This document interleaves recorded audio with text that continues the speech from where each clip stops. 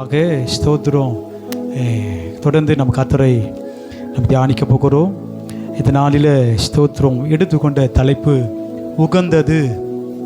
இதுவெல்லாம் ஆண்டுடைய பார்வையில் உகந்தது என்பதை குறித்து இந்த நாளில் ஸ்தோத்திரம் தியானிக்கபடி கர்த்தரால் நான் ஆசிக்கிறேன். விசேஷமாய் இந்த நாள் ஸ்தோத்திரம் ஆண்கள் வாரமாக இருக்கிறபடினால தொடர்ந்து ஸ்தோத்திரம் பாடிட்டு ஆராதிக்கிற இந்த நாளில் ஆராதிக்கிறோம். காரணம் இது ஸ்தோத்திரம் ஆண்கள் வாரம் இல்லை, அதனால் தொடர்ந்து கர்த்தர் பிள்ளைகள் இதை தொடர்ந்து நம்ம செய்து கொண்டிருக்கிறோம். பெண்கள் வாரம், ஆண்கள் வாரம் எல்லாவற்றிலும் ஸ்தோத்திரம் செய்து கொண்டிருக்கிறோம். அதனால் இதுக்காக நீங்கள் ஆயத்தமாக இருங்க. கர்த்தர் உங்களை ஆசீர்வதிப்பாராக. சரி, எது ஆண்டவருக்கு உகந்தது என்பதை குறித்து இந்த நாளில் நம்ம தியானிப்போம். முதல்ல உகந்தது அப்படின்னா முதல்ல உகந்த விண்ணப்பம். அதில் நீ உகந்தது என்கிற தலைப்பின் கீழாக அதில் ஆண்டவர் விரும்புகிறது உகந்த விண்ணப்பம்.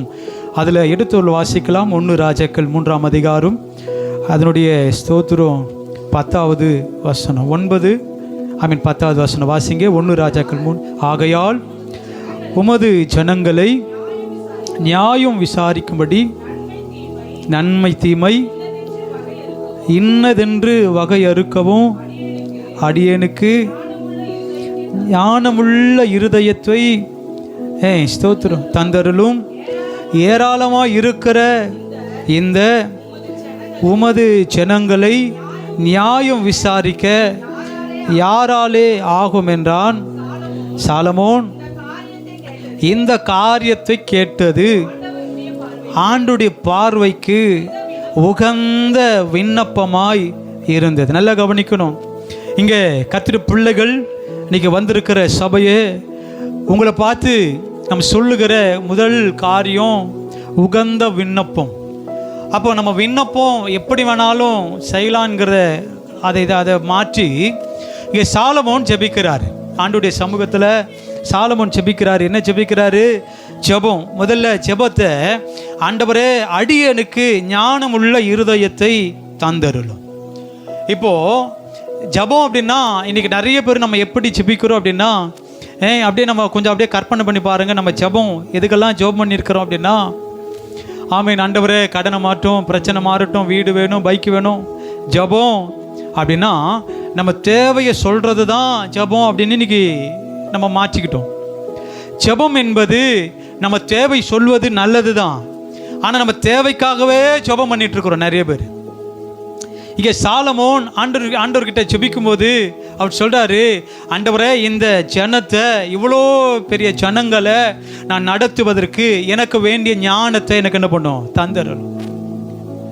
அவர் கேட்டிருக்கலாம், ஆண்டவரே ஸ்தோத்திரம் எனக்கு இது வேணும், ஆடம்பரமாக வாழணும், எனக்கு பணம் வேணும், சொத்து சேர்க்கணும், அது வேணும், இது வேணும் கேட்டிருக்கலாம். ஆனால் சாலமோனுடைய ஜெபம் ஆண்டவருக்கு உகந்ததாய் இருந்ததுக்கு காரணம் என்ன? அவர் கேட்குற வார்த்தை ஆண்டவருக்கு பிடிச்சிருந்துச்சான். அது 10வது வசனத்தில் ஸ்தோத்திரம் 11வது வசனத்தில் ஆண்டவர் சாலமோனுக்கு சொல்கிறாரு, ஆகையினால் தேவன் அவனை நோக்கி, நீ உனக்கு நீடித்த நாட்களை கேளாமலும் ஐஸ்வர்யத்தை கேளாமலும் உன் சத்துருக்களின் பிராணனை கேளாமலும் நீ இந்த காரியத்தையே கேட்டு நியாயம் விசாரிக்கிறதற்கு ஏற்ற ஞானத்தை உனக்கு வேண்டிக் கொண்டபடியினால். கர்த்தருடைய பிள்ளைகள் சாலமோன் அந்த வார்த்தை சொல்கிறாரு, உனக்கு நீடிய ஆயுசு நாட்களை கேட்கல. ஆண்டவரே நான் 100 வயசு வரைக்கும் நல்லா இருக்கணும் அப்படின்னு கேட்கல. ஒருவேளை கேட்டிருந்தாலும் ஆண்டவர் கொடுத்துருப்பாரு. ஒருவேளை சாலமோன், ஆண்டவரே என் சத்துருக்களின் ஜீவனை எனக்கு என்ன பண்ணுங்க கொடுங்க ஆண்டவரே அப்படியும் கேட்கல. சொல்கிறேன், அப்படி கேட்டிருந்தாலும் ஆண்டவர் ஒருவேளை செய்திருக்கலாம். ஆனால் அவர் கேட்குற ஜெபம் ஞானத்தை தாங்க ஆண்டவரே. இந்த ஞானம் நீங்கள் நிறைய பேர் போய் படித்தாலும் கிடைக்க மாட்டேங்குது. ஞானம் என்னது? அறிவு. இந்த நிறைய பேருக்கு டிகிரியாக முடிச்சிருப்பாங்க, ஆனால் அவர்களுக்கு கூட ஒரு காரியத்தை எப்படி செய்யணும் என்பது தெரியாது. ஆனால் இங்கே ஸ்தோத்திரம் யாக்கோபு 4:3 நினைக்கிறேன், ஒருவன் ஞானத்தில் குறைவுள்ளவனாக இருந்தால் யாவருக்கும் சம்பூர்ணமாய் கொடுக்கிற தேவனிடத்தில் கேட்க கடவன். அப்போ அந்த ஞானத்துக்காக ஜெபிக்கிறார், ஆண்டவரை ஞானத்தை தார். இன்னைக்கு இந்த ஞானம் ஆவிக்குரிய காரியங்களை செய்வதற்கும் ஞானம் அவசியம், உலக பிரகாரமாய் காரியங்களை செய்வதற்கும் இந்த ஞானம் அவசியம். இப்போ குடும்பம், ஒரு தலைவன் ஒரு தலைவி அப்படின்னா அந்த குடும்பத்தை நடத்த வேண்டிய ஞானம் அவர்களுக்கு வேண்டும். இப்போ 1 லட்ச ரூபா மாத சம்பளம் ஒரே மாதத்தில் செலவு பண்ணுறது ஞானம் அல்ல. புரியுதா? இப்போ 20,000 ரூபாய் ஒரு மாதம் ஃபுல்லாக நம்ம எவ்வளோ மழையில் வெயில அவ்வளோ கஷ்டப்பட்டு போய் ஒரு மாதம் ஃபுல்லாக வருமானத்தை கஷ்டப்பட்டு எடுத்துகிட்டு வராங்க. நைட் ஷிஃப்டாக இருக்கலாம், ஓட்டியாக இருக்கலாம். நிறைய பேர் பார்த்தீங்க அப்படின்னா இந்த மழையிலே நினைச்சிட்டே போவாங்க. ரெயின் கோட்டு கூட போட மாட்டாங்க, நிறைய அப்படி நினச்சிட்டே போவாங்க. வேலைக்கு போனோம், லீவ் போட்டால் ஒரு நாள் சம்பளம் கட் ஆகிடும். ஸ்தோத்திரம். ஒரு நாள் போகலை அப்படின்னா அந்த அட்டண்டன்ஸ் பைசா என்ன பண்ணாது, கிடைக்காது. அதனால நேரத்தோடு மழை நிற்கிறத விட பார்க்கல. அப்போது ஒரு மாதம் ஃபுல்லாக நம்ம கஷ்டப்பட்டு கொண்டு வருகிற வருமானங்களை இன்னைக்கு ஊதாரியாக நம்ம செலவு பண்ணுவது நமக்கு வேண்டிய, நமக்கு இருக்கிற ஞானம் அல்ல. புரியுதுங்களா? கஷ்டப்பட்டு உண்மையாகவே சொல்கிறேங்க, அந்த வேலைக்கு போகிறவங்க, அது பெண்களாக இருக்கட்டும் ஆண்களாக இருக்கட்டும், வேலை செய்கிற கடினத்தை விட அங்கே சொல்கிற வார்த்தைகளை அவங்க அவங்க அவங்க எப்படி சொல்லுவாங்க, அந்த வேலை வாங்குகிற விதங்களை அதை பார்க்கும்போது ரொம்ப கஷ்டமாக இருக்கும். இந்த வேலையை நம்ம செய்யணுமான்னு கூட தோணும். ஆனால் குடும்ப கஷ்டங்கள் என்ன பண்ணுது அப்படின்னா, பரவாயில்ல அவங்க கேட்டாலும் என்ன பண்ணலாம் வேலை. புரியுதுங்களா? இன்னைக்கு எல்லா கம்பெனியுமே லேடிஸு அப்படிலாம் கிடையாது, எல்லாரும் எதிரும் திட்டுறாங்க. நான் நிறைய கம்பெனியில் பார்த்துருக்குறேன். அப்படி இல்லை, 100 பேர் 200 பேர் நிற்பாங்க, அவங்க எதிரவே என்ன பண்ணுவாங்க, என்ன வேலை செய்கிற, வேலை தெரியுமா தெரியாதா, செஞ்சால் செய்யலாம், வெளியே போவோம் அப்படின்னு. அப்போ இந்த அவமானத்தை எல்லாம் தாங்கிட்டு வேலை செஞ்சுட்டு வருமானத்தை கொண்டு வரோம் அப்படின்னா, அந்த அந்த ஒரு ரூபா அப்படின்னா கூட அதில் நம்முடைய கஷ்டம் இருக்குது. இப்போ பிள்ளைங்க 1 ரூபா கொடுத்தா வாங்குறதே இல்லை. இப்போ கடையிலவங்க அவ்வளோ இதை இப்போ சில்லறைங்களே கிடையாது, குறைஞ்சி போச்சு. அப்போல்லாம் பாக்கெட்டில் வச்சுட்டு இருந்த காலம், அப்போது சில்லறைங்கள அப்படியே வச்சுருப்பாங்க. உண்டினா கூட இப்போ 1 ரூபா போட்டால் 1 ரூபா போடா கட்டி தான் இருந்தான்னு நம்ம சொல்கிறோம், வீட்டில் சேமிப்பில். அப்போது ஒரு ரூபாய்க்கும் நம்முடைய கஷ்டம் இருக்குது. அப்போ இந்த கஷ்டம் மாதம் ஃபுல்லாக கஷ்டப்பட்டு வாங்கிட்டு வருகிற வருமானத்தை நம்ம ஊதாரியாக செலவு பண்ணுறது நமக்கு ஞானம் அல்ல. புரியுது என்ன சொல்கிறது? இப்போ இதே ஞானம் ஆவிக்குரிய காரியங்களை பார்க்கும்போது ஆண்டவர் விருப்பத்தின்படி, தேவ சித்தத்தின்படி, அவர் கட்டளைகளின்படி, அவருடைய பிரமாணங்களின்படி நம்ம சரியாக வாழ்வது தான் ஞானம். இல்லைங்க, ரட்சிக்கப்பட்டிருக்கிறேன், ஞானஸ்தானம் எடுத்துட்டேன், கிறிஸ்தவன் தான், ஓகே, ஆனால் நான் இஷ்டம் போல வாழலாம் என்பது ஞானம் கிடையாது. அப்படி வாழ்கிற வாழ்க்கை அது அனலும் இருக்காது, குளிரும் இருக்காது. அப்போ இது என்ன வாழ்க்கை அப்படின்னா வெதுவெதுப்பான வாழ்க்கை. இப்போ சாலமோன் கேட்குறாரு, ஆண்டவரே இந்த ஜனத்தை நடத்துவதற்கான ஞானத்தை எனக்கு என்ன பண்ணுங்க தாங்க. ஆண்டவர் ரிப்ளை பண்ணுறாரு, இல்லை நீ ஜபம் பண்ணுற, உனக்கு ஆயுசு நாட்கள் கேட்கல, உன் சத்துருடைய பிராணனை கேட்கல. அடுத்தது என்ன சொல்கிறாரு? ஆமே ஸ்தோத்திரம், நியாயம் விசாரிக்கிறதுக்கு ஏற்ற ஞானத்தை உனக்கு வேண்டி கொண்டபடியினால் இந்த ஜபம் ஆண்டவருடைய பாதத்தில் பார்வைக்கு பிரியமானதா மாறிச்சு, உகந்ததா. இப்போ நம்ம ஜபிக்கிற ஜபம் திங்கட்கிழமையிலிருந்து இந்த ஸ்தோத்திர சபைக்கு வருவதற்கு முன்னாடி வரைக்கும் நம்ம ஜெபித்த ஜபம் எல்லாம் வச்சு அப்படியே யோசித்து பாருங்க. அப்படின்னா ஒரே தேஞ்ச ரெக்கார்டாக தான் இருக்கும். தேஞ்ச அதே கதை தாங்க சொல்லுவாங்கள்ல, பழைய குருடி கதவை திரடின்னுவாங்கள்ல, அது மாதிரி அதே தான் ஜபம் நமக்கு மனப்பாடாயிடுச்சு. நம்ம இருக்கிற பிள்ளைகளை கேட்டு பாருங்க, எங்கள் அம்மா எங்கள் அப்பா என்ன ஜபம் பண்ணுவாங்கன்னா அது இதுக்காக தான் ஜபம் பண்ணாங்க, அவங்களுக்கு மனப்பாடாயிடுச்சு. ஜபம் ஆண்டவருக்கு உகந்ததாக மாறணும். அப்போ ஜபத்துக்கு பதில் வருவதற்கு நம்முடைய ஜபங்கள் ஆண்டவருடைய பார்வையில் உகந்ததாக இருக்குதா என்பதை நம்ம கவனிக்கணும்.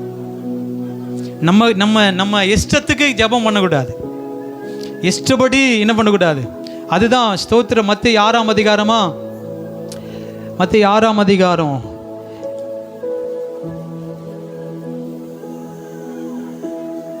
வாசிங்க, 5வது வசனம், 6:5. அன்றியும் நீ ஜெபம் பண்ணும்போது மாயக்காரரை போல இருக்க வேண்டாம். மாயக்காரர் என்பது யார் அப்படின்னா ஞானம் இல்லாதவங்க. அவங்க தான் இப்போ நம்ம ஜபம்னு சொல்கிறோங்களே. ஜபம் அப்படின்னா சபையில் ஜபிக்கிற ஜபம் இருக்குது, ஜபம் சபையில் ஜெபிக்கிற ஜெபம் இருக்குது, நம்ம குடும்பத்தில் ஜெபிக்கிற ஜெபம் இருக்குது, நம்ம தனிமையாக ஜெபிக்கிற ஜெபம் இருக்குது. ஆமாவா இல்லையா? கவனிங்க. பொதுவாக சபையில் ஜெபிக்கிற ஜெபம், இப்போது நம்ம குடும்பத்துக்காகவே நம்ம ஜெபிக்கிறோம் அப்படின்னா சில காரியங்களை சொல்லி ஜெபிக்க மாட்டோம். எல்லாரும் எதிரும் என்ன பண்ண மாட்டோம் சொல்லி. அதே நம்ம குடும்பத்தில் வீட்டில் ஜெபிக்கிறோம் அப்படின்னா குடும்ப ஜெபத்தில் சில காரியத்தை சொல்லுவாங்க. அதே தனிமையான ஜெபம் என்பது யாருக்கும் தெரியாத, சொல்ல முடியாத விஷயத்தை கூட அவங்க என்ன பண்ணுவாங்க சொல்லி ஜெபிப்பா. அப்போ ஜெபங்களில் வித்தியாசம் உண்டு. அப்போது ஆண்டவர் சொல்றாரு, நீங்கள் ஜெபம் பண்ணும்போது மாயக்காரரை போல இருக்க வேண்டாம். மாயக்காரனா என்னது? மாயக்காரனா யாரு சொல்லுங்க? மாயக்காரனா யாரு? ஆமா, ஆண்டவர் சொல்றாரு, இது மாதிரி இருக்காதீங்க. நீங்க ஜெபிக்கும் போது மனுஷர் காணும்படியா என்ன பண்ணாதீங்க. ஞானம் ஆண்டவருக்கு ஜெபிக்கிற ஜெபத்தினுடைய உகந்த விண்ணப்பமாய் மாறுவதற்கு அதை நான் சொல்லிக்கிட்டு இருக்கிறேன். அப்போ உகந்த விண்ணப்பம் அப்படின்பது நம்ம மனுஷர் பார்க்கும்படி நம்ம ஜெபிக்கிற ஜெபம் இருந்துச்சு அப்படின்னா அந்த ஜெபம் பரலோகம் கேட்காது. புரியுதுங்களா? இப்போ சர்ச்சில் ஒரு ஜெப குறிப்பு கொடுத்தா நல்ல ஜெபம் பண்ணுவாங்க, சத்தத்தை உயர்த்தி ஜெபம் பண்ணுவாங்க. இன்னும் சொல்ல போனா முடிக்கவே மாட்டாங்க. முக்குரமத்தில் ஒருத்தர் இருக்கிறாரு, கொடுத்துட்டா போதும் மைக்க, முடிக்க மாட்டேன்றாரு, சீன்ற வரைக்கும் ஜெபம். அப்போ ஜெபம் நம்ம நம்ம நம்ம ஜெபிக்க வேண்டிய ஜெபம் அவசியம். எதுக்கு ஜெபிக்கணுமோ, இப்போ சபையில் ஒரு ஜெப குறிப்பு கொடுக்குறாங்களா, ஏமா தலைவலிக்காக ஜெபம் பண்ணுனா நீ வயிற்று வலிக்கு பண்ணக்கூடாது, கால் வலிக்கு பண்ணக்கூடாது, வயிற்று வலிக்கு பண்ணக்கூடாது. எதுக்கு ஜெப குறிப்பு கொடுத்தாங்களோ அதுக்காக தான் ஜெபம் இருக்கணும். புரியுதுங்களா? இவங்க ஹாஸ்பிட்டலில் இருக்கிறாங்க, அவங்க சுகம் அடைஞ்சு சீக்கிரம் வீட்டுக்கு வரணும், ஜெபம் பண்ணுங்கன்னு ஜெப குறிப்பு கொடுத்தா அதுக்காக தான் ஜெபம் பண்ணணும். அவங்க பொண்ணு ஒன்று ஹாஸ்பிட்டலுக்கு இருக்குது, அவங்க போய் அங்கே இருக்கிறான் இல்லை. விண்ணப்பம் என்பது நம்ம ஆண்டுடைய பார்வையில் உகந்ததாய் இல்லாமல் இருப்பதற்கு காரணம் என்ன? மனுஷர் பார்க்கும்படி 20 நிமிஷம் அரை மணி நேரம் எப்போ முடிப்பாங்கன்ற ஜெபம் பண்ணுறோம் சபையில். இதே 20 நிமிஷம் அரை மணி நேரம் நம்ம வீட்டில் ஜெபிக்கிறோமா அப்படின்னா ஜெபமே கிடையாது. புரியுது நான் சொல்றது? அப்போ இங்க மட்டும்தான் அது பில்டப் பண்ணுது. அப்ப காரணம் என்ன? மனுஷர் பார்க்கும்படியான ஜெபம். இன்னைக்கு நிறைய ஜெபங்கள் சபையில் ஜெபிக்கிற ஜெபம் ஆண்டவர் ஏன் கேட்காம போறார் அப்படின்னா மனுஷர் பார்க்கும்படி ஜெபிக்கிறோம். அந்த வார்த்தை சொல்லுது, நீங்கள் மனுஷர் காணும்படியாக அவர்கள் ஜெப ஆலயங்களிலும் வீதிகளின் சந்திகளிலும் நின்று ஜெபம் பண்ண விரும்புகிறார்கள். வீட்டில் அங்கே விருப்பம் கிடையாது. ஏன்? நம்ம இந்த தெருவு சொல்லணும், இவங்க நல்ல ஜெபம் பண்ணுவாங்கன்னு சொல்லணும். நம்ம ஜெபிக்கிற ஜெபம் இல்லை, அவங்க நல்ல ஜெபம் பண்ணுவாங்க அப்படின்னு சொல்லணும்னு நினைக்கிறோம். ஜெபம் என்பது, நல்ல கவனிங்க, ஜெபம் என்பது நமக்கும் ஆண்டவருக்கு தான் தெரியணும். இப்போ சபையில் கொடுக்கிற ஜெப குறிப்பு விட்டுருங்க, பொதுவாக நம்ம ஒருமனப்படுவதில்லை. அப்போ நம்ம வீடுகளிலே ஜெபிக்கிற ஜெபம் இன்னைக்கு மனுஷர் பார்க்கும்படியா நீ ஜெபிக்கிற அப்படின்னா அது ஒரு நாளும் பரலோகம் அது உகந்த விண்ணப்பமாக ஏற்றுக்கொள்ள முடியாது. அப்போ இந்த வார்த்தை சொல்லுது 6வது வசனத்தில், ஜெபம் பண்ணும்போது உன் அறை வீட்டுக்குள் பிரவேசித்து. சாலமோன் ஜெபம் பண்ணாரு, ஆண்டவர் பதில் கொடுத்தாரு, அதை விட்டுருங்க. அப்போ நமக்கு ஞானமான ஜெபம், அதுக்கு தான் நான் சொல்லிட்டு இருக்கிறேன். அப்போ 6வது வசனத்தில், நீயோ ஜெபம் பண்ணும்போது முதல்ல உன் கதவை சாத்திக்கோ. முதல்ல வீட்டு கதவை சாத்திட்டு வீட்டுக்குள்ள போய் இருந்து உன் அந்தரங்கத்தில் இருக்கிறவன் பிதாவை நோக்கி ஜெபம் பண்ணு. அப்பொழுது அந்தரங்கத்தில் பார்க்கிற உன் பிதா வெளியரங்கமாய் நமக்கு பலன் கொடுப்பதற்கு சில காரியங்கள் ஆண்டவர் விரும்புகிறார்.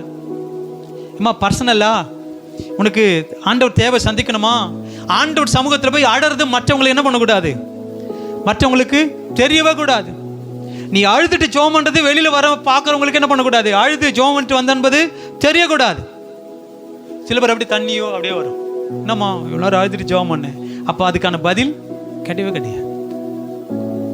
வெளியில் கூப்பிட்டோம், ஜெபம் நம்ம உள்ள உடஞ்சி போயிருக்குது, நொறுங்குண்டவர்களாக இருக்கிறோம், நமக்கு தேவை இருக்குது, நமக்கு ஒரு ரொம்ப ரொம்ப கஷ்டத்தில் இருக்கிறோம், கவலை நம்ம விட்டு போல மாறணும், ஆண்டோட சமூகத்தில் போய் ஜெபிக்கிறியா, வந்து காலிங் பெல் அடிக்கிறாங்களோ, ஃபோன் அடிக்கிறாங்களோ, கதவை தட்டுறாங்களோ, ஜெபம் முடியாமல் என்ன பண்ணக்கூடாது சொல்லுங்க, முடியாமல் அப்போ நீ மனுஷருக்கு முக்கியத்துவம் கொடுக்குற அப்படின்னா ஆண்டவரை அசட்டை பண்ணியிருக்கிறன்னு அர்த்தம்.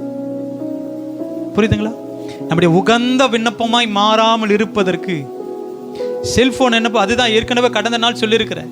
செல்ஃபோன் வச்சுட்டு இருக்கிறியா, ஏதோ ஒரு ஃபோன் இம்பார்ட்டண்டான ஃபோன் வரணும் அப்படின்னு நினைக்கிறியா, அப்போ ஃபோனை சைலண்ட் வச்சுட்டு இந்த டிஸ்பிளே என்ன பண்ணணும் அப்படின்னா திருப்பி வச்சிடணும். நம்ம ஜெபம் பண்ணும்போது அந்த வெளிச்சம் கூட நமக்கு என்ன பண்ணக்கூடாது, இப்படி வச்சுட்டு இருப்போம். மோஸ்ட்லி லைட் ஆஃப் பண்ணிட்டு இருக்குன்னு வச்சுக்கிட்டு இருட்டு, ஃபோன் இப்படி வச்சுருக்கிறோம், சைலண்ட் வச்சுருந்தாலும் இது ஃபோன் வரும்போது என்ன பண்ணுவோம் அப்படின்னா டிஸ்பிளே ஆன் ஆச்சுன்னா வெளிச்சம் தெரியும். அப்போ நம்ம ஜெபம் டிஸ்டர்ப் ஆகக்கூடாது. அப்போ என்ன பண்ணணும் அவசியம், ஆனால் ஃபோன் என்ன பண்ணணும் திருப்பி வச்சுட்டு ஜெபம் பண்ணிவிட்டு ஃபோன் வரும்னு ஜெபம் பண்ணக்கூடாது. ஃபோன் வந்திருக்குமோ, ஃபோன் பண்ணியிருப்பாங்களோ, இல்லை, ஜெபம் பண்ணி முடித்த உடனே அப்போ தான் என்ன பண்ணணும் செல்ஃபோன் எடுத்து.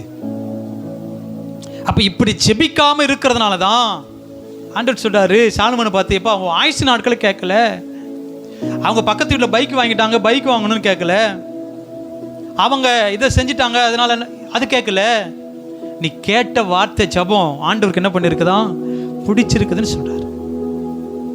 அப்போ இப்படி ஜெபிக்கும் போது தான் 7வது வசனத்தில், அன்றியும் நீங்கள் ஜெபம் பண்ணும்போது அஞ்சாணிகளை போல வீண் வார்த்தைகளை அலப்பாதேயுங்கள்.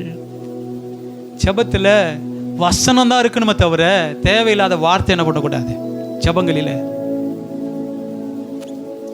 வசனம் எந்த அளவுக்கு வேணாலும் நீ சொல்லலாம், ஆனால் தேவையில்லாத வார்த்தைகளை என்ன பண்ணக்கூடாது. அதான் ஒருத்தர் சாட்சி சொன்னால் முக்குரமாத்தில் ஒருத்தர் சாட்சி சொன்னாராம் இன்னொரு சர்ச்சில். ஜெபம் அவர் அந்த ஊரில் இருக்கிறவங்க ஜெபம் பண்ணி எல்லாம் டயர்டாயிட்டாங்க சர்ச்சில். எப்போ முடிப்பார் ஜெபம்? இப்போ குடும்பத்துக்காக ஜெபம் பண்ணுங்கன்னா ஷார்ட் அண்ட் ஸ்வீட்டாக இருக்கணும். அவங்க பஸ் ஏறி போய்க்கிறாங்க, அவங்க போய் அந்த பஸ் ஏறணும், அங்கே போய் அங்கே ஆட்டோ இருக்கணும், அங்கே போய் ட்ரெயின் பிடிக்கணும், அதுக்கு கரெக்டாக இப்போ தேவையில்லாத வார்த்தைகளை சொல்லி நம்ம ஜெபிப்பதனால அந்த ஜெபமே ஆண்டுடைய பார்வையில் உகந்ததாக இல்லாமல் போகுது. அந்த வார்த்தை சொல்லுது, அஞ்சாணிகளை போல வீண் வார்த்தைகளை அலப்பாதையுங்கள், அவர்கள் அதிக வசனிப்பினால் தங்கள் ஜெபம் கேட்கப்பட்டது என்று நினைக்கிறார்கள். எப்படி ரொம்ப சொல்லி அப்படியே பில்டப் பண்ணி ஜெபிக்கிறதுனால ஆண்டுடைய பார்வையில் உகந்ததாக மாறிடும், ஜெபம் கேட்கப்படும் என்று நினைக்கிறார்கள். அதுபோல நீங்கள் இல்லாமல் உங்கள் பிதாவை நோக்கி 8வது வசனத்தில், நீங்கள் வேண்டிக் கொள்ளுகிறதற்கு முன்னமே உங்களுக்கு இன்னது தேவை என்று அவர் அறிந்திருக்கிறார். கர்த்தருடைய பிள்ளைகள் ஆண்டவருடைய சமூகத்தில் போகிறோம், எது நமக்கு தேவை, எந்த தேவையோடு நம்ம வந்திருக்கிறோம் என்பது ஆண்டவருக்கு தெரியும். அப்போ நம்ம எப்படி ஜெபிக்கணும், அதுக்கான காரணத்தை சொல்லி வசனத்தை சொல்லி ஜெபிக்கிற ஜெபத்தை விட்டு, நான் தொடர்ந்து நிறைய டிஃப்ரெண்ட் சொல்லிட்டு இருக்கிறேன். அதனால் அதை எப்படி ஜெபிக்கணும் என்பதை நம்ம என்ன பண்ணணும் அப்படின்னா கற்றுக்கொள்ளணும். உண்மையாகவே ஒரு ஜெப குறிப்பு சபையில் கொடுக்குறாங்க அப்படின்னா அது அந்த ஜெபத்துக்கு முன்னால் ஒரு நிமிஷம் தான் ஜெபிக்க முடியும். ஜெபம் அந்த வார்த்தைக்காக, அந்த தேவைக்காக, அல்லது அரை நிமிஷம் தான் உன்னால் ஜெபிக்க முடியும். அப்படின்னாலும் அந்த ஜெபத்தை சொல்லி தான் நம்ம என்ன பண்ணணும், சொல்லுங்க, சபையில் கற்றுக்கொள்ளுங்க. எதுக்கு சொல்கிறாங்களோ அதுக்காக மாத்திரம் ஜெபம் பண்ணுங்க. அதுக்கு மேலே உன்னால் சொல்லி ஜெபிக்க முடியலையா, ஆமேன்னு சொல்லிடு. பக்கத்தால் வந்து சீன்ற வரைக்கும் நீ என்ன பண்ணாத, ஜெபம் இதுதான் உகந்த ஜெபமாக மாறும். அப்போது நம்ம தேவைக்காக ஜெபிக்கிறியா, அதில் வீண் வார்த்தைகளை என்ன பண்ணக்கூடாது, அலப்பாதேயுங்கள். அப்போது சாலமோனுடைய ஜெபம் எப்படி உகந்ததாக மாறிச்சோ இன்னைக்கு தேவையில்லாததை கேட்டுட்ருக்குறோம். அதுதான் நான் வேத பக்கத்தே சொன்னது போல், அடுத்தவங்களை பார்த்து நம்ம நிம்மதியை நாமே கெடுக்கிறோம். புரியுதுங்களா? அடுத்த குடும்பத்தை பார்த்து அடுத்தவங்க அவங்க நல்லா இருக்கிறாங்க, அவங்க சம்பாதிக்கிறாங்க. இப்போது உங்களுக்கு புரிகிற மாதிரி சொல்கிறேன் அப்படின்னா, நீங்கள் பார்க்குற அந்த வீட்டில் கிட்டத்தட்ட 4 பேர் வேலைக்கு போய் சம்பாதிப்பாங்க. 4 பேருடைய வருமானம், ஒரு பொருளை வாங்கலாம், வீடு கட்டலாம், ஒரு பைக் வாங்கலாம், அது அவங்களுக்கு ஏதோ பேலன்ஸ் பண்ண முடியும். இப்போ நம்ம குடும்பத்தில் அப்படின்னா நம்ம ஒருத்தர் தான் வேலைக்கு போகிறோம், நாம் ஒருத்தர் தான் வருமானம் வருது அப்படின்னா 4 பேருடைய வருமானத்துக்கு ஒப்பிட்டு நம்ம வருமானத்தை என்ன பண்ணக்கூடாது, கம்பேர் பண்ணக்கூடவே கூடாது. அப்படி நீ கம்பேர் பண்ணுற அப்படின்றதுனால தான் இன்றைக்கி நம்ம நிம்மதி என்னவாயிட்டு இருக்குது அப்படின்னா நாமே கெடுத்துட்டு இருக்கிறோம்.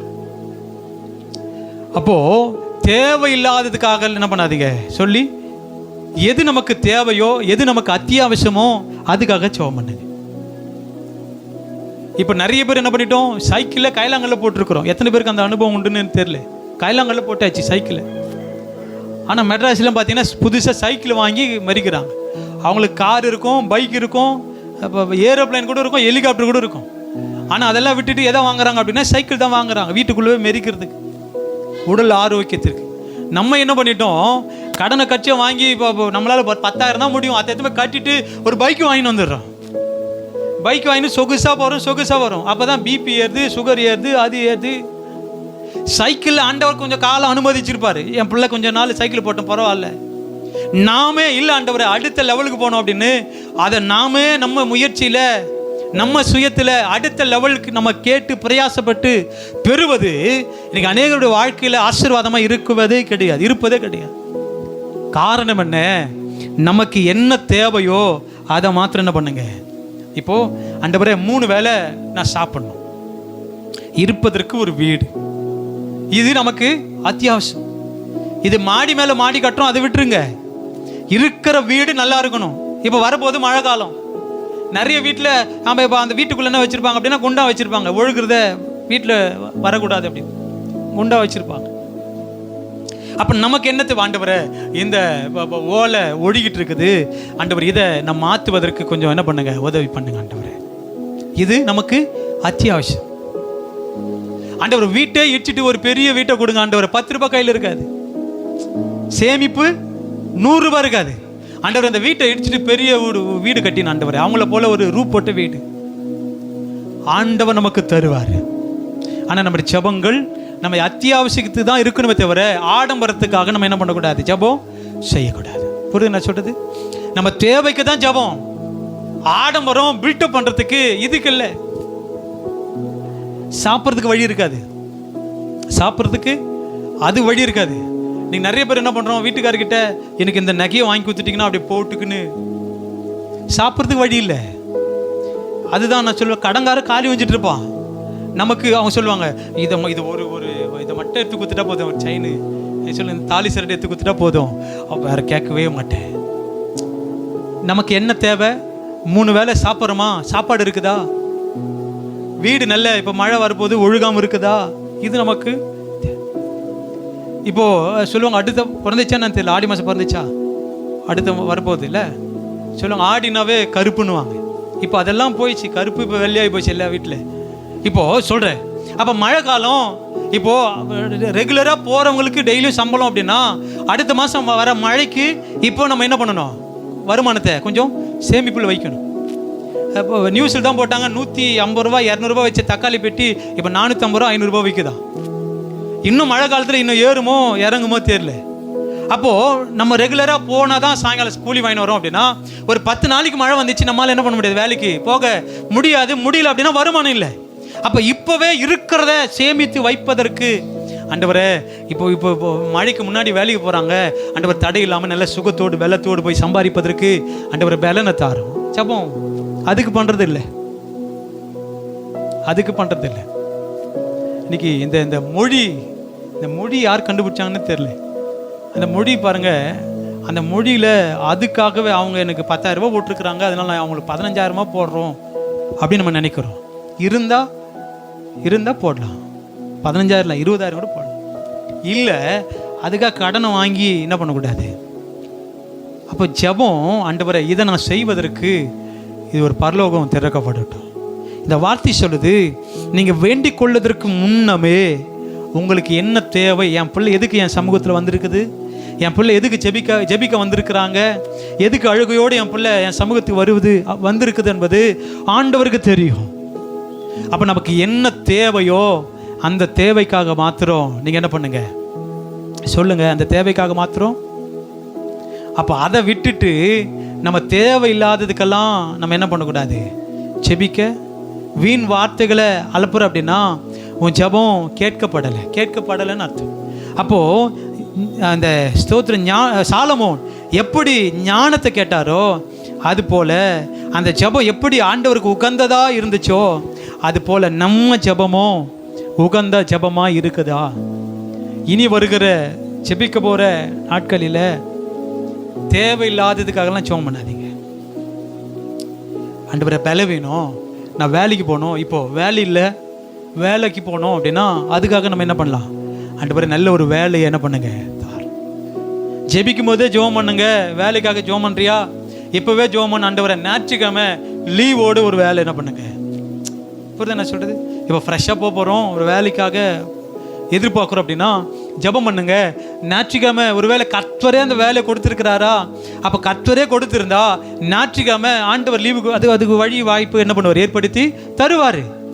அப்போ ஜெபிக்கும் போது ஆண்டவரே சபைக்கு தடையான வேலை எனக்கு வேணாம், என் குடும்பத்துக்கு வேலை வேணும், வருமானம் வேணும், பணம் தான். புரியுதுங்களா? தேவை, அத்தியாவசியம். ஆனால் அதுக்காக நான் சர்ச்சை விட்டுட்டு போகிற வேலை எனக்கு என்ன பண்ணாதீங்க, வேணாம் ஆண்டவரே.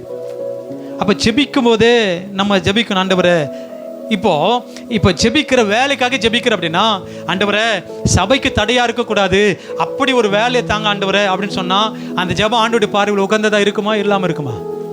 சொல்லுங்க. அப்போ ஆண்டவர் பரவாயில்ல, என் பிள்ளை வேலை வேணும்னு நினைக்குது, ஆனாலும் சபை என்ன பண்ணக்கூடாது, விடக்கூடாதுன்னு ஜெபிக்குது. அப்போ அந்த ஜெபம் ஆண்டவருடைய பார்வையில் உகந்ததாக இருக்கும். அப்போ எது உகந்ததோ, எது தேவையோ, எது அத்தியாவசியமோ அதுக்காக ஜெபிப்பதற்கு பிரயாசப்படும். அப்போ அந்த வார்த்தை சொல்லுது, ஸ்தோத்திரம், என்ன சொல்லுது? வேண்டிக்கொள்ள தொடங்கின போதே, வேண்டிக் கொள்வதற்கு முன்னமே உங்களுக்கு என்னது தேவை என்று அவர் அறிந்திருக்கிறார். நீங்கள் ஜெபம் பண்ண வேண்டிய விதமாவது. சொல்லுங்க, இந்த வார்த்தை படிங்க. 9வது வசனம் எல்லாம் சேர்ந்து படிங்க. 9வது வசனம். நீங்கள் ஜெபம் பண்ண வேண்டிய விதமாவது. சரி.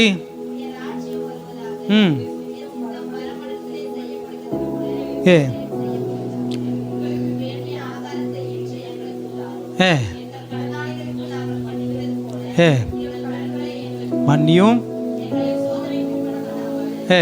தீமை நின்று எங்களை ரட்சித்துக் கொள்ளும்.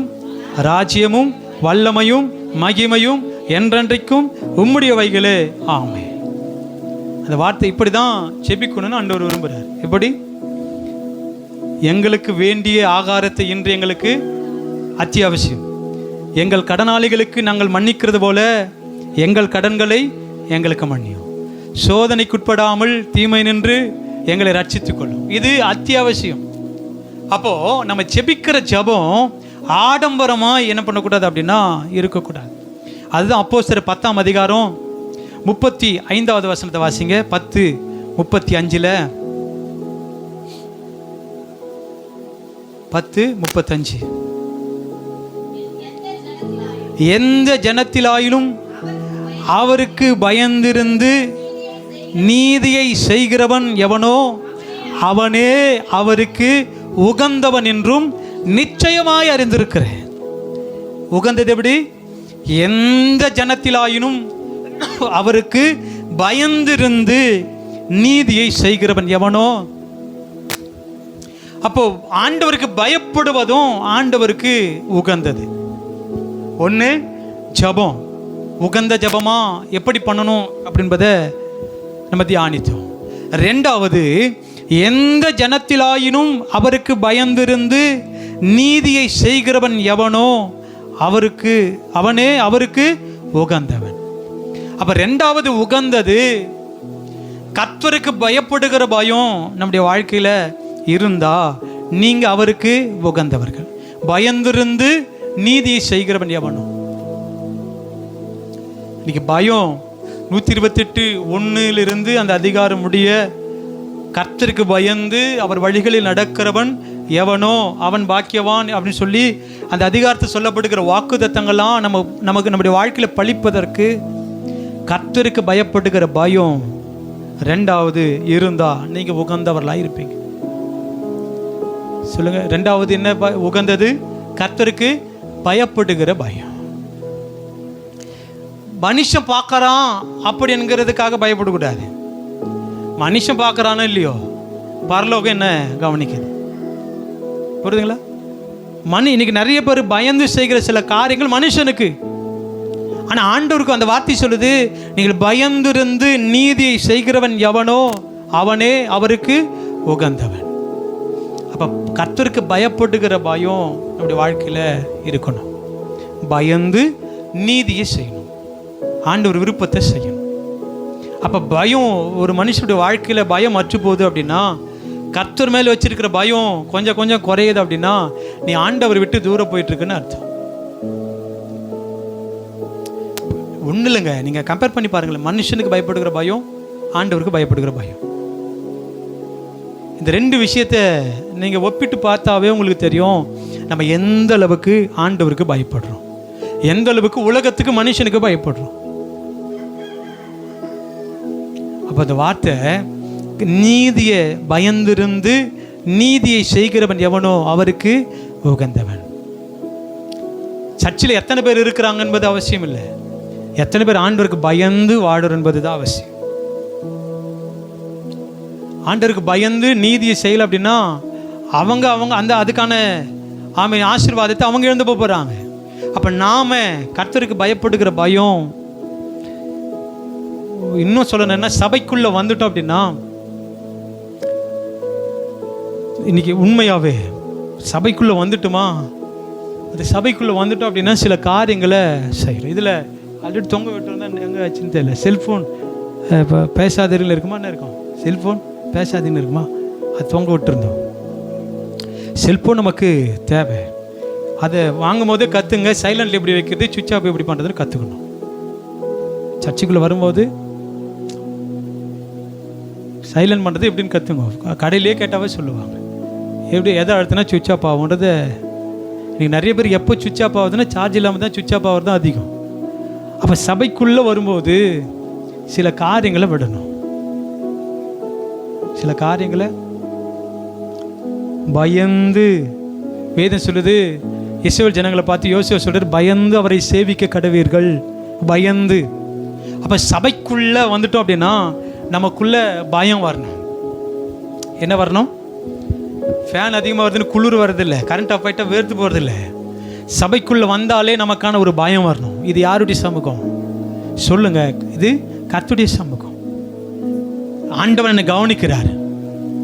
அப்போ ஆண்டவர் நம்மை கவனிக்கிறார்னா இன்னைக்கு ஸ்தோத்திரம்.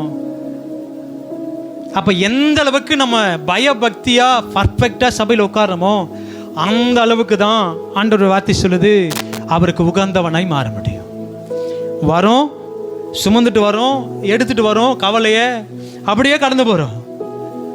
ஏன் அப்படின்னா வந்து சும்மா உட்காந்துட்டு போகிறோம். அப்போ கர்த்தருடைய பிள்ளைகள் ஒருவேளை கர்த்தருக்கு சித்தமானால் சபை பெருசாக கட்டும் போது உள்ளே வந்துட்டால் டோரே க்ளோஸ் பண்ணின்னு நினைக்கிறேன். ஆட்டோமேட்டிக்காக வெளியிலேருந்து கூப்பிட்றோம், ஆளும் வரக்கூடாது. வந்து கேஸ் வந்துக்குது, தக்காளி வந்து வெங்காயம் யோசிச்சுட்டு இருக்கிறேன், லாக் ஆகிடும். ஆட்டோமேட்டிக்காக 12 மணிக்கு தான் சுவிட்சு போகணும், கற்று திறக்கணும், உள்ளே வந்துட்டால் லாக் பண்ணணும். அப்போது கர்த்தருக்குரிய பயம் சபைக்குள்ளே வந்தால் இருக்கணும். என்ன பயம்? சபைக்குள்ளே வந்தால் எப்படியெல்லாம் பயப்படலாம் சொல்லுங்கள்? கர்த்தருக்கு பயப்படுகிற பயம் இருந்தால் எப்படி இருப்போம் அப்படின்றத சொல்லுங்கள் பார்க்கலாம். சொல்லுங்கள் ரோசம்மா, சொல்லுங்கள். சர்ச்சுக்குள்ளே வந்துட்டோம், கர்த்தருக்குரிய பயம் நமக்குள்ளே இருக்குது அப்படின்னா அதை நம்ம எப்படி வெளிப்படுத்துவோம்? மற்றவங்களும் சொல்லுங்கள். ரோசம்மான்னு அப்படியே கவனிச்சு சொல்லுங்கள், எப்படி இருக்கலாம் சொல்லுங்கள், ஒவ்வொன்றும் சொல்லுங்கள். சொல்லுங்கள் வேதமணியம்மா, சொல்லுங்கள். கர்த்தர் திரும்பி பார்க்கக்கூடாது, உண்மையாகவே ஆமாம், திரும்பி பார்க்கக்கூடாது. இங்கே சேர்றது வேற. சொல்லுங்கள் சார், முடிக்க போகிறேன். உங்களுக்கு புரியணும் இல்லை எது? சொல்லுங்கள் பத்தம்மா, சொல்லுங்கள். கர்த்தருக்குரிய பயம் இருந்தா. ரூத்தம்மா வீட்டில் குடும்ப ஜெபத்துக்கு யார் யார் வந்தது? கை தூக்குங்கள, சும்மா கை தூக்கு. அப்படி பாருங்கள், வராதுக்கு பாருங்கள், கை தூக்குங்க. பத்தம்மா கை தூக்குங்க. அப்படி பாருங்கள், 1 2 3 4 5 அவங்க 6 பேர். சரி, அங்கே வந்தீங்களே, ஏதாச்சும் உங்களால் ஃபீல் பண்ண முடிஞ்சுதா? ஏதாச்சும் ஃபீல் பண்ணுற ஒரு விஷயம் சொல்லுங்க பார்க்கலாம். ஆனால் நான் ஃபீல் பண்ணுறதுன்னா இந்த ஸ்பீக்கரை கிப்சன் திருப்பி வைப்பான்னு கேட்கவே இல்லைண்ணே. அந்த அளவுக்கு கையை தட்டினீங்க. நான் அது வீட்டுக்கு போய்ட்டு யோசித்தேன், கால் நீங்கள் உட்காந்து கூட அது சொல்லணுன்னு அந்த அளவுக்கு கை தட்டினீங்க. உண்மையாகவே அவ்வளோ ஃபீல் பண்ணீங்களா? இப்போ என்ன புரியுதா? கை தட்டுனது பாட்டு இதுவரை நடத்தி அந்த பாட்டு தான் பாடணும், இந்த எல்லாம் சேர்ந்து. அப்போ அங்கே கை தட்டுறது இங்கே சர்ச்சுக்குள்ளே வந்து கையை கட்டப்பட்டுச்சான்னு நானே தெரியல. புரியுது?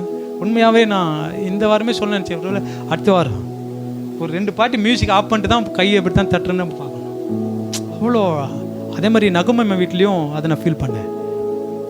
இன்னொரு விஷயம்னா, ரூத் அம்மா வந்து நான் மெசேஜ் எடுக்கும்போது ஆமேன்னு சொன்னாங்க சத்தமாகவே.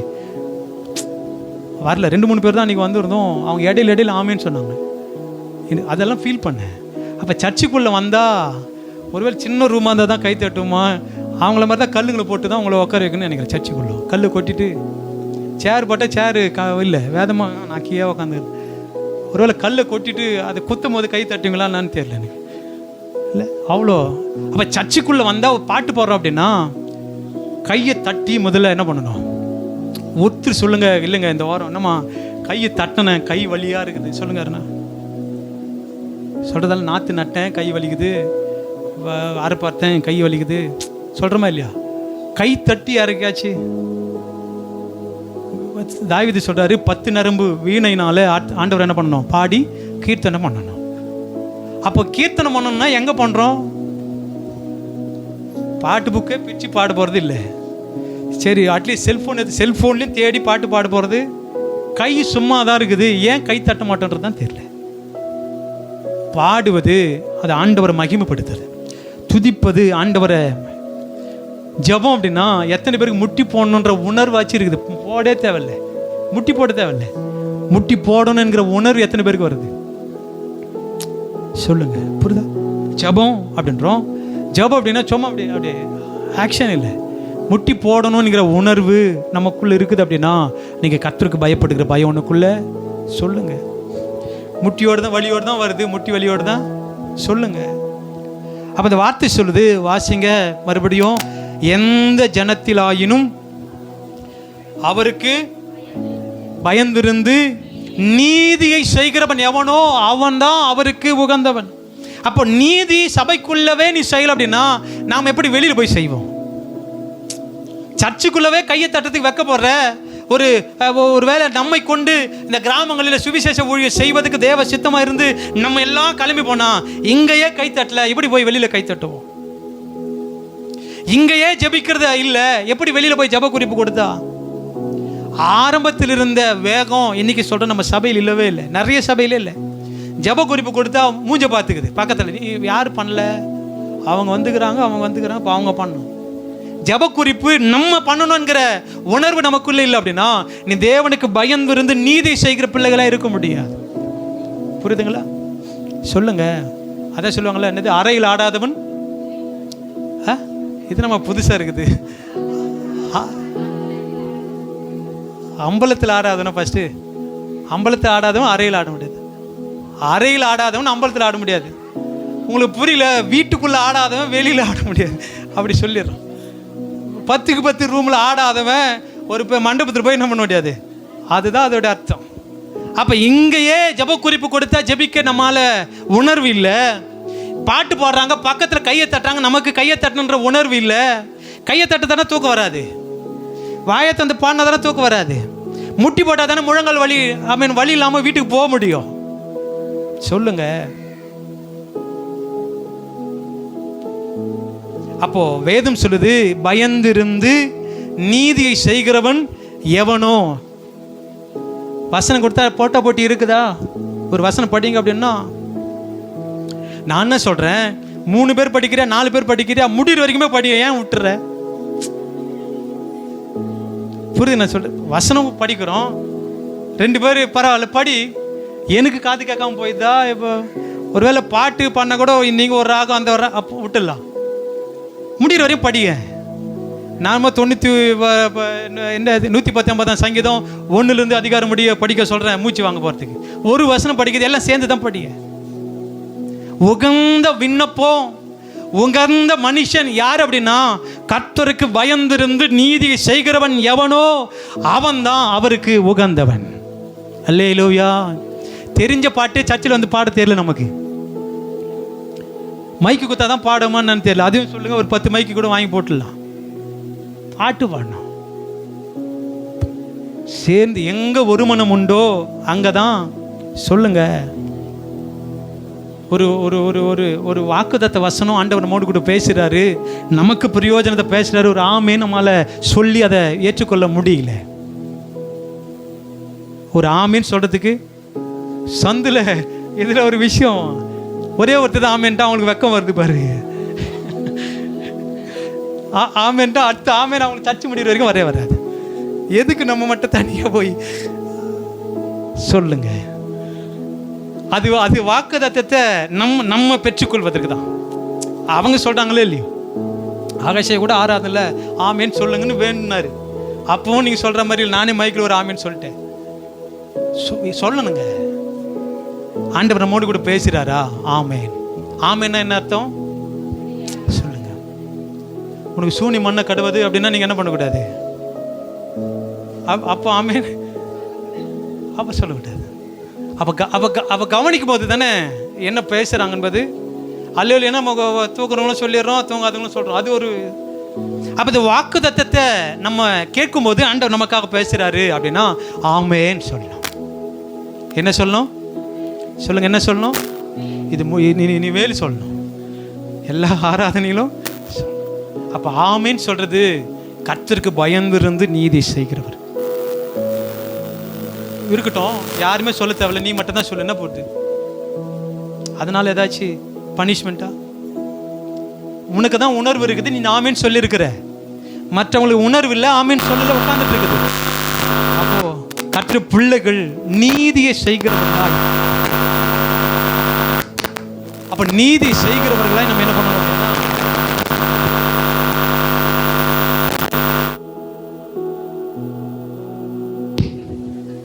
அதனால அப்போ நீதியை செய்வது சபைக்குள்ளே வந்தால் இதெல்லாம் நம்ம கடைபிடிக்கணும், உண்மையாகவே கடைபிடிக்கணும். சரி, மைக்கு கோவம் வந்துச்சுன்னா அப்போ இருக்குது, மனசில் இருக்கிறது வருது இல்லை. அதனால் கர்த்தர் பிள்ளைகள் சபைக்குள்ளே வந்தால் எதை செய்யணுமோ அதை கட்டாயம் கடைபிடிங்க. அதுதான் அவங்க தான் அவருக்கு உகந்தவர்களாய் மாற முடியும். அப்போ உகந்த ஜெபம், வீண் வார்த்தைகள் என்ன பண்ணக்கூடாது, அலப்பாமல் நமக்கு என்ன அத்தியாவசியமோ நமக்கு என்ன தேவையோ அதுக்காக சொல்லி ஜெபம் பண்ணு. ஆண்டவரே, கணவருக்காக, அவங்க போகிற வேலைக்காக, மனைவிக்காக, பிள்ளைகளுக்காக, நல்ல ஞானத்துக்காக, நல்ல படிப்புக்காக, படிக்கிற நல்ல மனதில் என்ன பண்ணணும் பதியணும். ஆண்டவரே, ஸ்கூலில் நல்ல மாணவர்களாக பிள்ளைங்க வளரணும், ஜெபம் பண்ணு. எது அத்தியாவசியமோ அதுக்காக ஜெபம் பண்ணு. இப்போது நம்ம வேலைக்கே போகிறதுக்கு வழி இல்லாமல் இருப்போம், நம்ம ஜெபிக்கிற ஜெபம் எப்படியோ கற்பனை பண்ணி பாருங்கள். வேலை நமக்கு இல்லை, ஆண்டவர் அந்த கம்பெனியில் என்ன மேனேஜர் ஆக்கிடும் அப்படின்னா எதுக்காச்சும் அந்த ஜெபம் இருக்கா? வேலை இல்லை. அப்போ நம்ம எதுக்கு ஜெபம் பண்ணோம்? ஆண்டவரை வேலை ஒன்று எனக்கு வேணும், ஆண்டவரே குடும்பத்துக்கும் சபைக்கும் எனக்கும் ஆசீர்வாதமான வேலை, தடை இருக்கக்கூடாது. வேதம் சொல்லுது, அவர் நம்மை ஆசீர்வதிச்சா அதில் பிரச்சனை. வேதம் சொல்லுது, கர்த்தருடைய ஆசீர்வாதமே ஐஸ்வர்யத்தை தரும், அதனோடு வேதனையை ஆண்டவர் கூட்ட மாட்டார். அப்போ நம்ம ஜெபம் எது தேவையோ அதுக்காக ஜெபம் பண்ணுங்க. ரெண்டாவது, உகந்த பிள்ளைகளாக மாறுவதற்கு ஒப்பு கொடுங்க. உகந்த பிள்ளைகளா சர்ச்சில் எங்கே இடம் இருக்குதோ அங்கே உட்காருங்க. ஆகாஷ் அங்கே உட்காருன்னா அடுத்த வாரம் வந்து அங்கே உட்காரக்கூடாது. ஒருவேளை பின்னாடி இடம் இல்லைன்னா அங்கே கூட என்ன பண்ணுவார், புரியுதுங்களா? அப்போது சபைக்குள்ளே வந்தால் நம்ம என்ன பண்ணணும் அப்படின்னா எவைகளை செய்யக்கூடாது. இங்கே பேசும்போது நம்ம கவனிக்கணும்.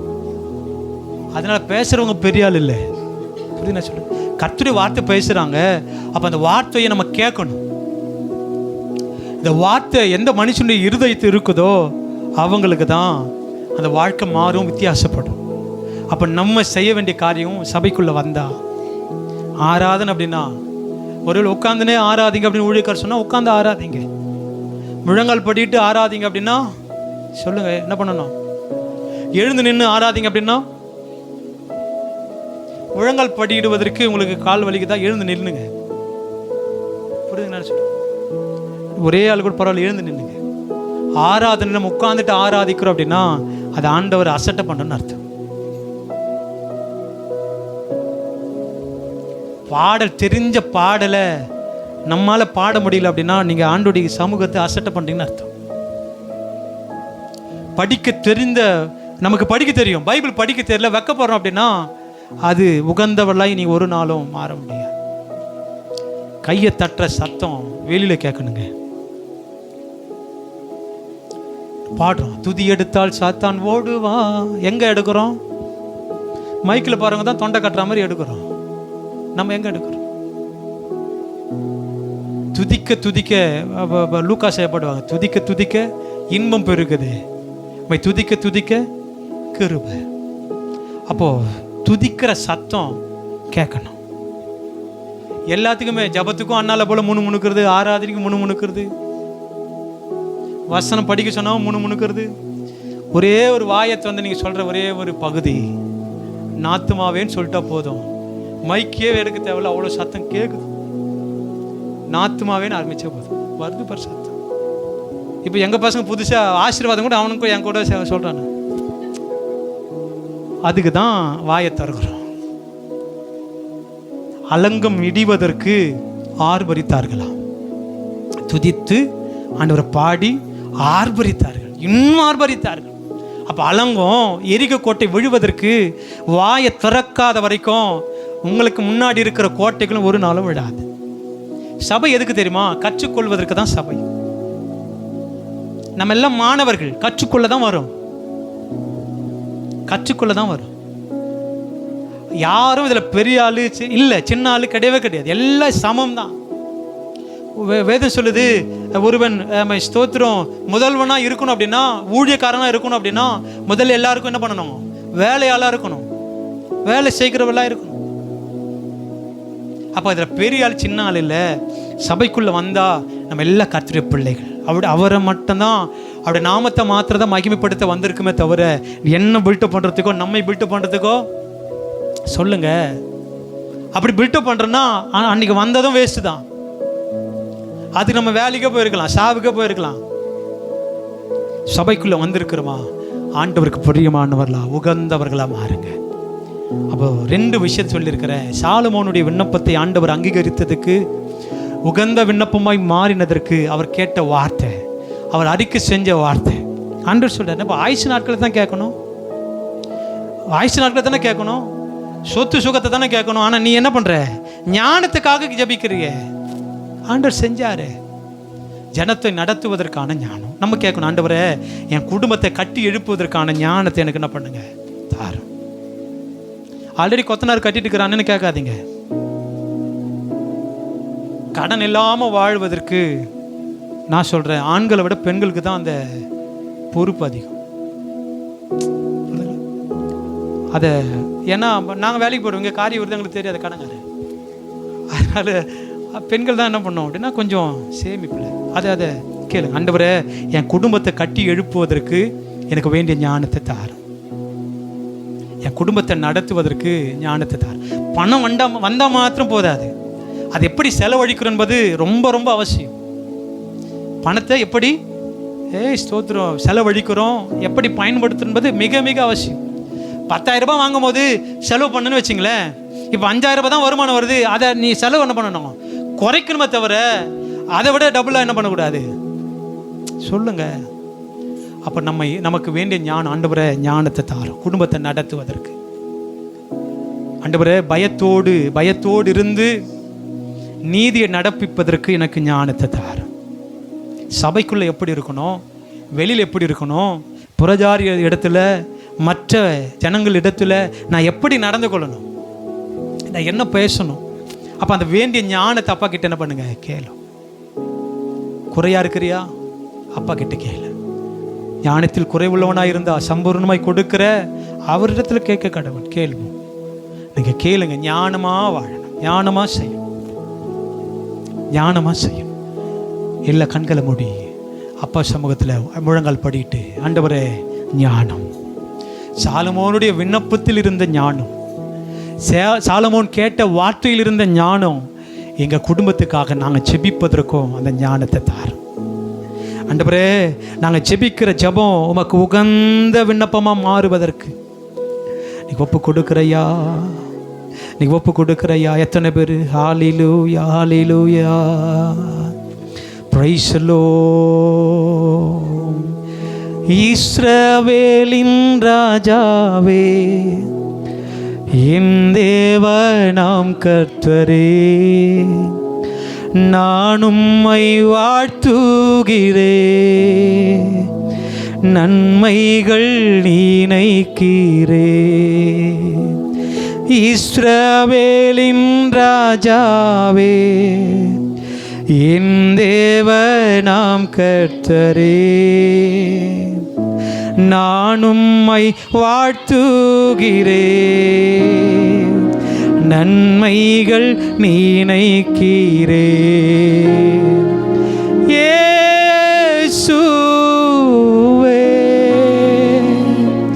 இயேசுவே,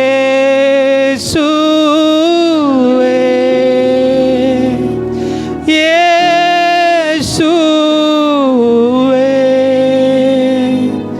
இயேசுவே,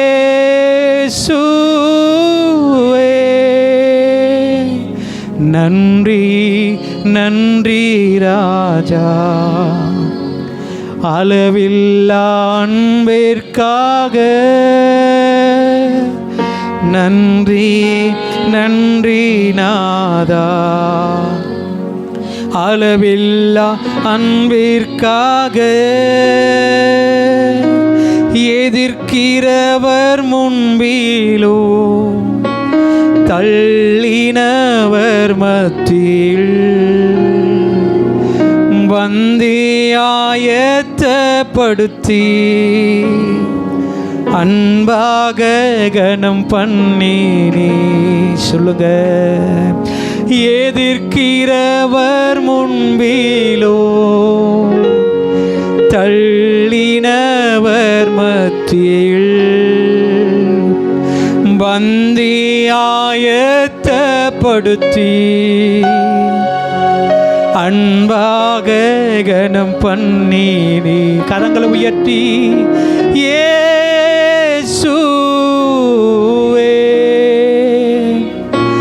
இயேசுவே,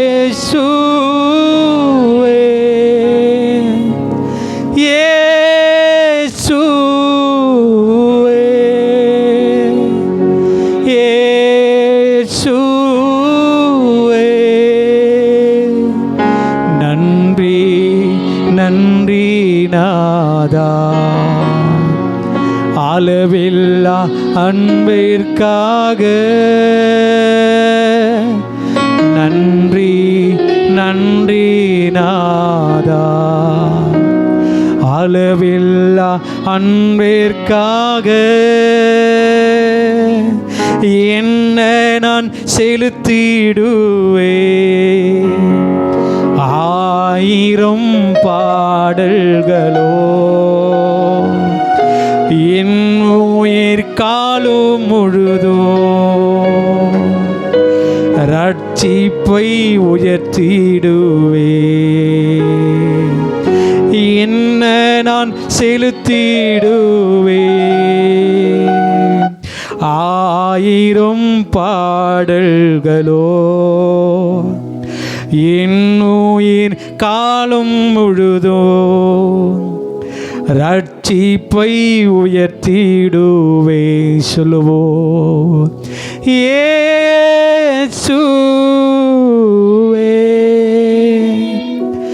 இயேசுவே,